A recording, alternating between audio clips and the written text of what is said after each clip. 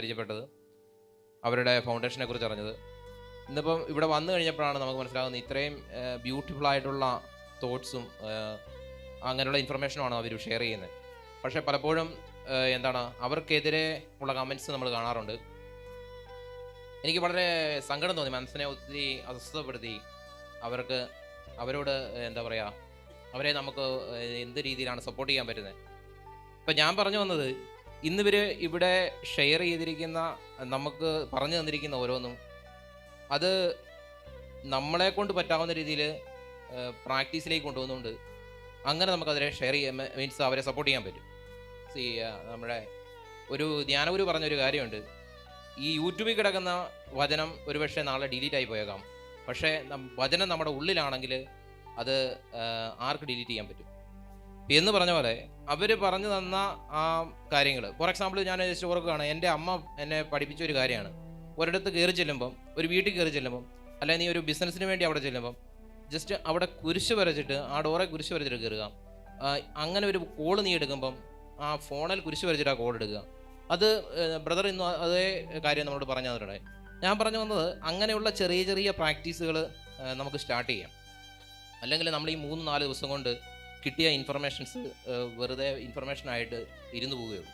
അപ്പോൾ എന്തെങ്കിലും ഒരു ചെറിയ സ്പാർക്ക് എല്ലാവർക്കും ഉണ്ടാവും ഇതുമായി ബന്ധപ്പെട്ട്. അപ്പോൾ അതിൽ നിന്ന് സ്റ്റാർട്ട് ചെയ്യണം, അങ്ങനെ അവരെ സപ്പോർട്ട് ചെയ്യണം എന്നാണുള്ളത്.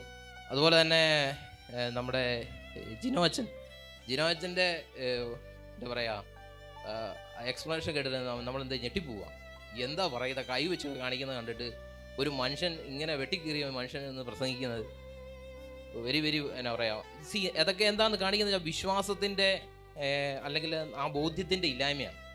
ഇന്ന് അല്ലെങ്കിൽ മാരിയോ ബ്രദർ ഈ ഷെയർ ചെയ്തത് നമ്മളെ സപ്പോർട്ട് ചെയ്യുന്ന ആ ബോധ്യങ്ങളിൽ നമ്മൾ ഉറക്കുക എന്നുള്ളതാണ് നമ്മുടെ പ്രശ്നം. മാരിയോ ബ്രദർ പറഞ്ഞ ഒരു കാര്യം ഞാൻ കടമെടുക്കുകയാണ്.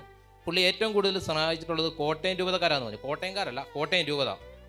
അറിയാവുന്നവർക്കറിയാം, കോട്ടയം രൂപത എന്ന് പറയുന്ന ഈ ക്നായക്കാരെന്ന് പറയുന്ന ഒരു പ്രത്യേക ആൾക്കാരാണ്.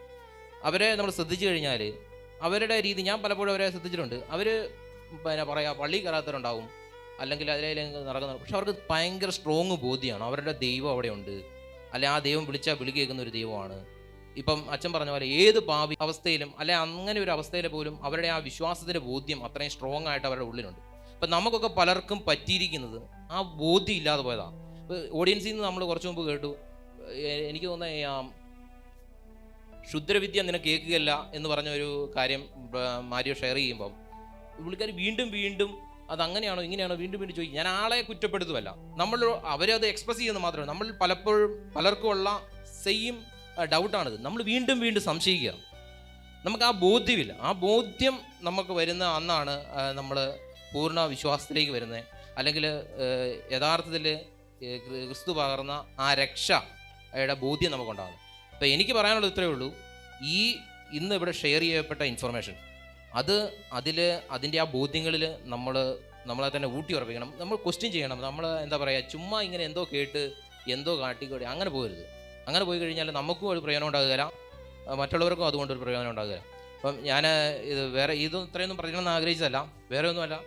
മാരിയോയ്ക്കും അതുപോലെ തന്നെ ജിജി മാരിയോയ്ക്കും അവരുടെ ഫിലോകാലിയ ഫൗണ്ടേഷനും നമ്മളെ ഓരോരുത്തരെയും എൻ്റെ പേഴ്സണൽ പേരിലുള്ള നന്ദിയും പറയാൻ വേണ്ടിയാണ് ഈ അവസരം ഉപയോഗിക്കുന്നത്. ഒരു വലിയ ക്ലാപ്പ് കൊടുത്ത് അവരെ